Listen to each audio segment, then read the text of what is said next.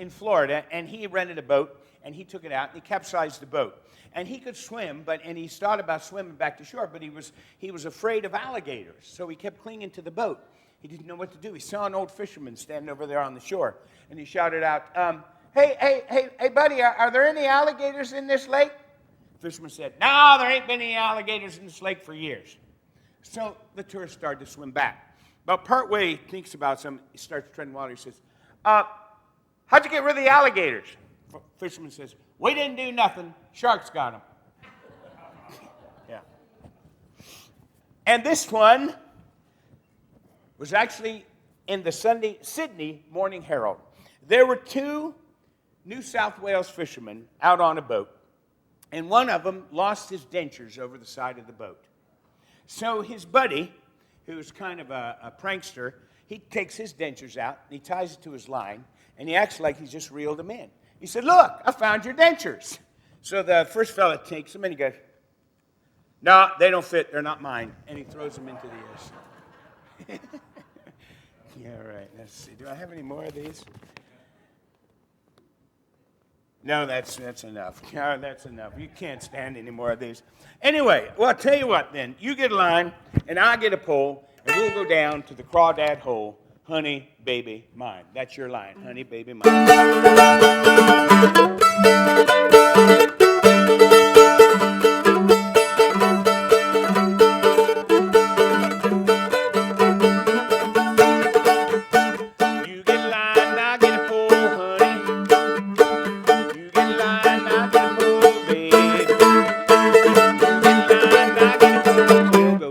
Crawdad hole, honey, baby,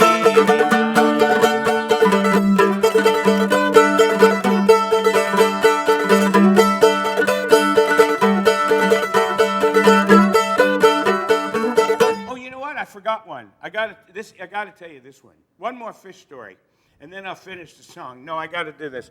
So a man comes back from the lake. He's walking up from the lake, and he's got two fish in a bucket. And the game warden comes up to him and says, can I see your fishing license? And the fellow says, oh, I didn't catch these fish. These are my pet fish. Yeah, every day I come down to the lake with my bucket, and I whistle, and they jump out of the lake, and they jump in the bucket, and I take them around, see the sights, and then I take them back and dump them in the lake. And the game warden doesn't believe a word of this, and he says, I don't believe a word of this. He said, I want to see your fishing license. So the man says, no, here, I'll show you. Come on. They go back down the lake. And he takes the bucket and he dumps the fish back into the lake. And the game warden said, okay, smarty. Now let me hear you whistle and see those fish jump out. The fellow says, what fish? See, wasn't that worth waiting for? Maybe not. Sitting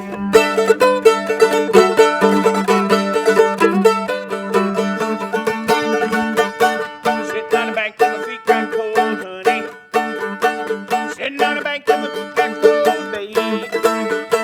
Sitting on the bank till my feet got cold, looking down that crawdad hole, honey, baby, mine.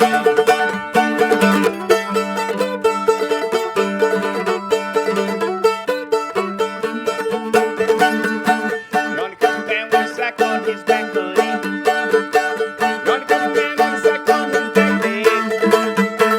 Yonder comes a man with a sack on his back, packing all the crawdads he can pack.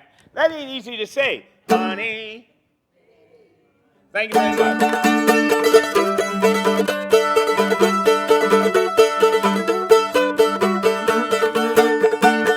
The man fell down and he broke his sack, honey.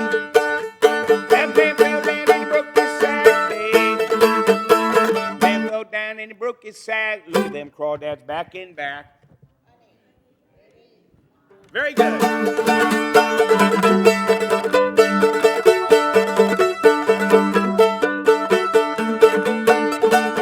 Well, I heard the duck say to the drake, honey. I heard the duck say to the drake, babe. I heard the duck say to the drake, ain't no crawdads in this lake, honey, baby, but they're sharks, honey, baby, one more time, honey, baby.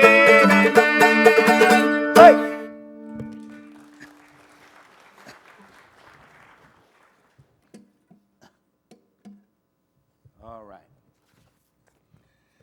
Well, so this time of year, we like to go swimming, and we like to go down to the beach. And it's someplace, I was up in northern New Jersey last summer, and you couldn't get to the beach because all the beaches were private. They were private beaches, In fact, there was one beach that was so exclusive, even the tide couldn't come in. Oh, I know this. They're going to get worse. Okay. How do lifeguards get to work? They carpool. They're turning on me. All right, yeah. Hey, did you hear about the boy who went swimming in the river and on a Sunday? But when he tried to get out, he couldn't get out. You know why? He forgot the banks are closed on Sunday. Okay, I know it's terrible. Okay, all right. I'll tell you what. This is supposedly true. And a recent vacation at a resort with my in-laws, this fellow says, we planned to spend an afternoon by the pool with our kids. Now, we wanted to bring our own drinks, but we weren't sure of what the policy was. So my brother-in-law called down and asked, and he figured everybody knew, the brand name of coolers. And he said, he called down to the desk clerk, and he said, can we bring a playmate to the pool? And there was a pause at the other end, and the clerk said, does she have her own towel? All right. I'll just sing a song. It's to get myself out of this. I don't think so. But anyway.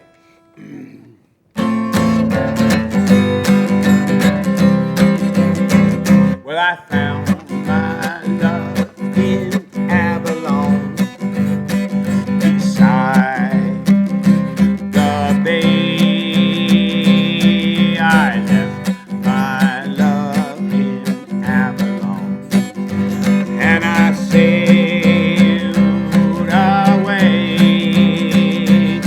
I dream of her and Avalon, from dusk to dawn, and so I think I'll travel on to Avalon, because on a day like today, we pass the time away, writing love letters in the sand.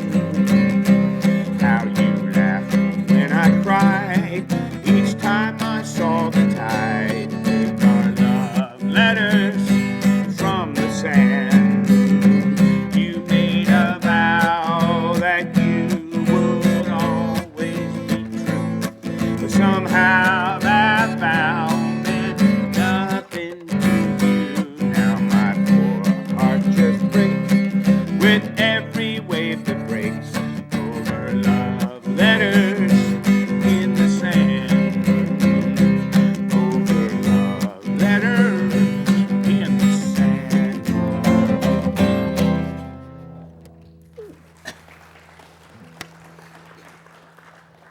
So another fellow tells this story. On our first day at a resort, my wife and I decided to hit the beach.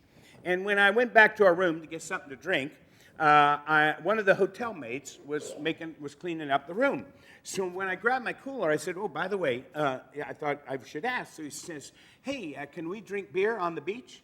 And the maid said, well, sure we can, but I have to finish cleaning the room first. Well, all right, I'm going to move on. But anyway, a lot of people have written songs about going to the beach.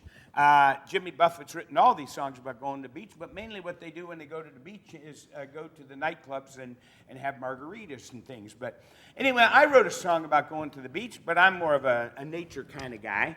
And anyway, would you like to hear my beach song? Well, that's good because I'm going to sing it anyway. So, yeah.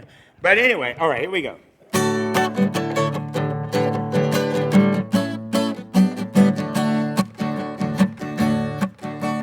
Want to go down to the sea and walk barefoot in the sand.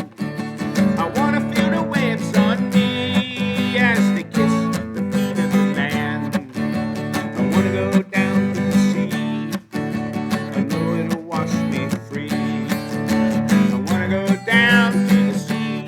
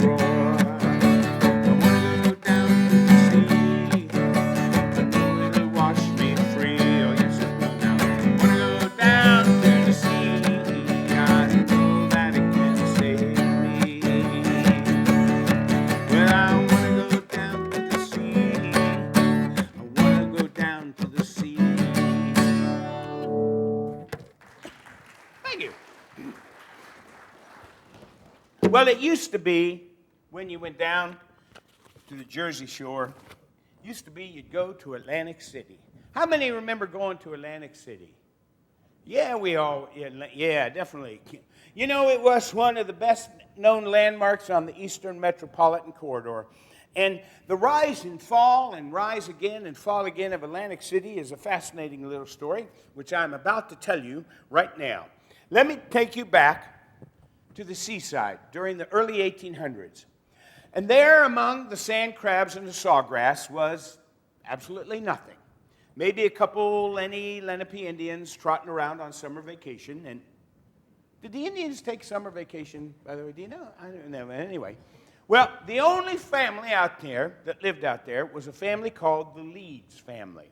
And they were real pioneer types, living all by their lonesomes out on Absecon Island. And they lived there since 1783. And it would take until about 1830 for any businesses to blossom on the island, and that was only a tavern and a boarding house. And the boarding house was owned by Ma Leeds, you see. Well, now, for the next 20 years, 6 of the 7 permanent dwellings on Absecon Island out there were more Leeds family. They didn't have much to do. They just kept making more kids, you see. Well, anyway, while the Leeds were getting pickled over at Ma's place, 2 Sharpies named Pitney and Osborne had the bright idea of turning the area into a seaside resort. And by some no doubt shady means, this being New Jersey, they convinced the state to build a railroad all the way from Camden out to Ma Leeds' place right there on Absecon Island. Well, they got together with the Leeds, the Leeds family were easy to lead. That's a worse pun than the carpool joke, isn't it, actually? But anyway, and they talked them into it. And the way they did, they said, well, Ma, you're going to get more customers for your tavern and your boarding house. And we're going to make your younger son, the postmaster, and your older son, Chalky, he's going to be mayor.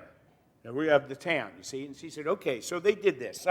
So anyway, on July 5th, 1854, the first trainload of tourists appeared at the station outside Ma Leeds' place. Well, by this time, Pitney and Osborne I don't think they told Ma Leeds about this. They had built a giant hotel called the Belleau Hotel there, you see. And it was wonderful because when the people came out, they were stuck there until the train left. They were just ripe for plucking and fleecing, pretty much like it's always been in Atlantic City, you see. Well, anyway, so now, they had this big hotel there, you see. And it took another 20 years before an actual road was built to Atlantic City from the mainland. And by this time, most of the bugs in the resort business had been worked out except one: sand. It would collect everywhere people walked. It would ruin the lovely carpets of the Belleau Hotel. So they needed a solution. And the idea they came up with was a walkway made of boards. And they would build it from the beach right to the hotel. So by the time you walked that 200 yards or whatever it was, most of the sand would be knocked off your feet, you see? So it was a great idea. So they had a boardwalk with a small B at this, yeah, all right? Yeah. So, well, the plan lasted for about a decade, but then the population grew and the city grew. And people started building, and they realized they needed to get to and from the beach from other parts of the city. So they started to build the walkway this way, parallel to the ocean, you see? And then people saw all that walkway, and that was irresistible, and fellas said, wait a minute, we could build a whole bunch of really cheap shops and sell tacky, useless items to tourists at exorbitant prices. And the other fellow said, nobody's going to buy that junk. But they did. And how many have souvenirs from Atlantic City? And why do we have this? We went to Atlantic City. Well, so it was the start of something big. And more shops built up. And by this time, it was no longer a boardwalk with a small b. It was the boardwalk. And then they said, we need more space. We want to put out amusement parks, and where can we do it? And they said, hey, let's build this way back again. We'll build a pier out, and it'll be steel underneath and a boardwalk, and we'll call it the Steel Pier. How many remember the Steel Pier? There you go. And then one fella said, you know what we can do? We can get a young woman and a horse to jump off a high dive into a small bucket of water. And the other fellow said, you're crazy. Nobody's going to do that. But they did. You remember the diving horse? How did they get that horse to do that? How did they get the woman to do that? Well, anyway, so it was a wonderful thing.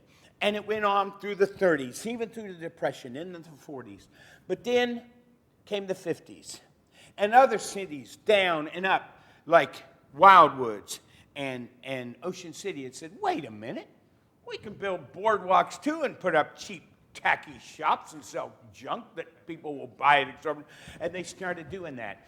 And people had cars, and they could go to other shores, you know. And as Yogi Berra once said, nobody goes there anymore. It's too crowded. Yeah, that's a classic Yogi Berra thing. Anyway, and so people started going to the Wildwoods and other. And after a while, Atlantic City became Skid Row by the sea. And they said, what are we going to do? And one fella, probably the same fella, said, I'll tell you what. Let's build giant hotels and put casinos in it, and people will come and gamble and spend all their money gambling. And the other fella said, you're crazy. Nobody's going to do that. But they did. And they came, and people gambled.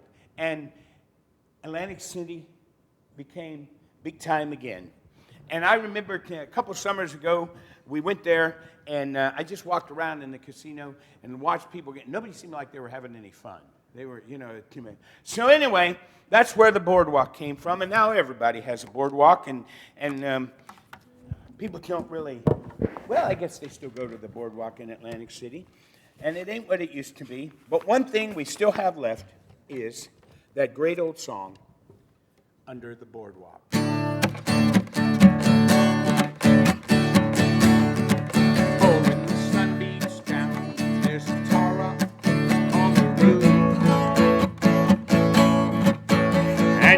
Get so hot, you wish your tired feet were fireproof.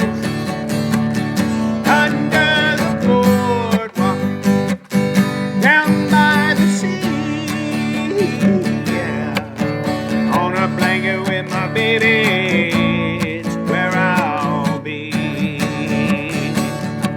Under the boardwalk, out of the sun. Under the boardwalk, we'll be having some fun.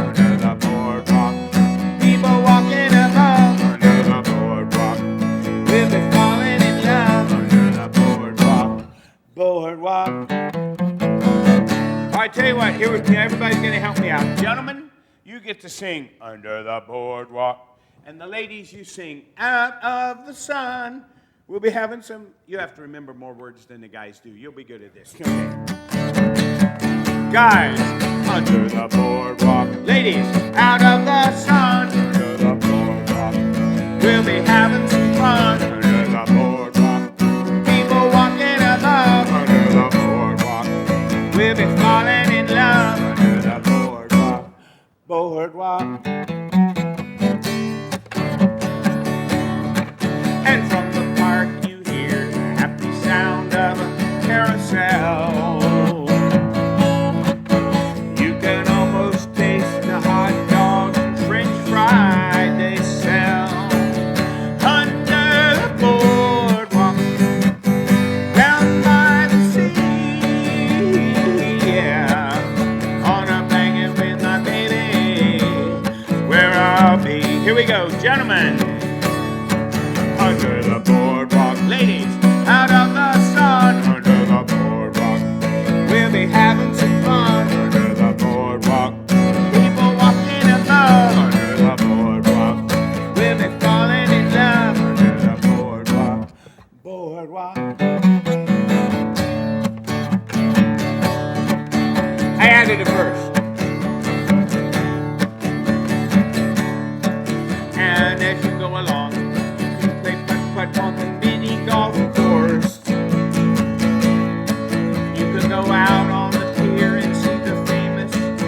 driving horse. Got any more? Under the boardwalk, down by the sea, yeah. On a blanket with my baby, is where I'll be. One more time. Under the boardwalk, out of the sun. Under the boardwalk, we'll be having some fun. Under the boardwalk, people walking above. Under the boardwalk, we'll be falling in love. Under the boardwalk, boardwalk. There you go. Clap for yourselves if you sang along. All right. Now clap for yourselves if you're honest about only clapping for yourselves if you really sang along. Oh, notice how it gets a much smaller group then. Oh, yeah. Well, whoop, my cooler came open. Well, it's that time of year when kids are out of school and the parents say to them that, you maybe ought to get up and do something, A lady from Washington, PA tells this story. When summer arrived, my teenage son became increasingly irresponsible about the chores he was supposed to be doing around the house. And he wouldn't even help train our new puppy. And she said, I was a single working parent, so I felt overwhelmed. Finally, I went to the library to get a book on dog training. And as I was passing by, I saw another book, and I picked it up, and it was called Teenagers, The Continuing Challenge. So I took both books to the checkout counter, and the librarian looked at the two of them, and she looked at me and said, the dog is going to be much easier. In fact, my son, one time, he got into the habit of sleeping late in the summer, and Mom went in the morning and called out to him, and she said, Matt, wake up. It's 20-11. And he went like this, which team's winning? Okay, it wasn't funny, but All right, so then she went in to my daughter's room, and she said, Amanda, just because you're on vacation doesn't mean you can sleep all day. Why, the birds have been up for hours. And she said, well, if I had to sleep on a tree branch, I'd get up early too. See, now I thought that was funny. I'm not sure about you folks, but anyway. So kids get summer jobs, And I asked the good humor man, how do you like your summer job? And he said, not so hot. And so I asked the weatherman, how do you like your summer job? He said, it's a breeze. These are getting bad, aren't they? Anyway, so I asked the coffee bar waiter, how do you like your summer job? He said, well, I like the perks. So I asked the aerobics teacher, how do you like your summer job? And she said, it's working out. Okay. I asked the roller coaster operator, how do you like your summer job? And he said, you got it. See, you can tell these bad jokes too. All right. Anyway, well, so it's that time of year where kids are asked to get a job, and they go, what? I have to go out and work? Oh, now I have the summertime blues.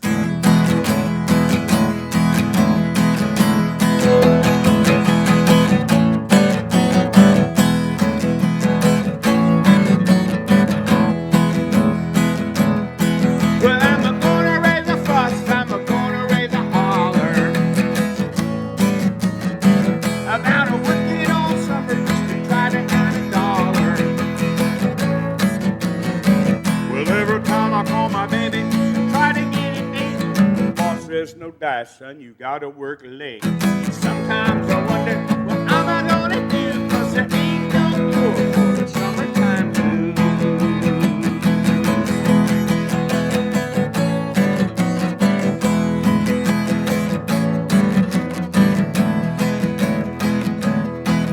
Well, my mama and papa told me, son, you gotta earn some money. If you wanna use the car to go riding next Sunday.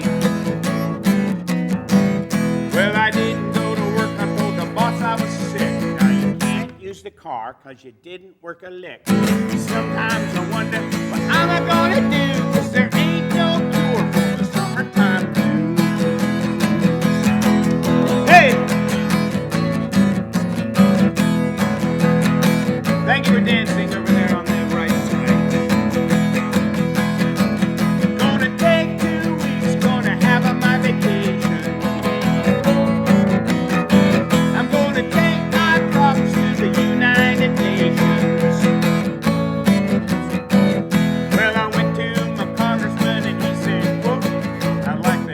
son, but you're too young to vote. Sometimes I wonder what am I gonna do, 'cause there ain't no cure for the summertime blues. Hey!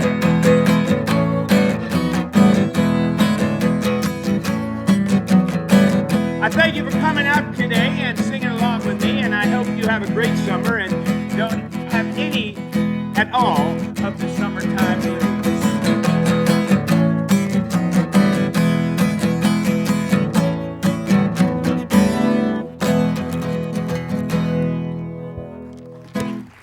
Thank you very much, and a happy summer to everybody.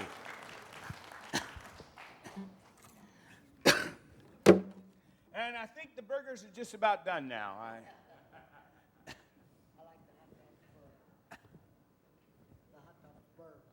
You think the hot dogs are burned by now? Well, I like them burned. Oh, you like them burned? Oh yeah, definitely. Yes. You got to be black. Yes, you don't want a raw one. No, you could just eat it out of the package that way. Right, yes. Thanks for coming. Good to be here with you. Thanks for coming. Nice to be here with you. Thanks for coming.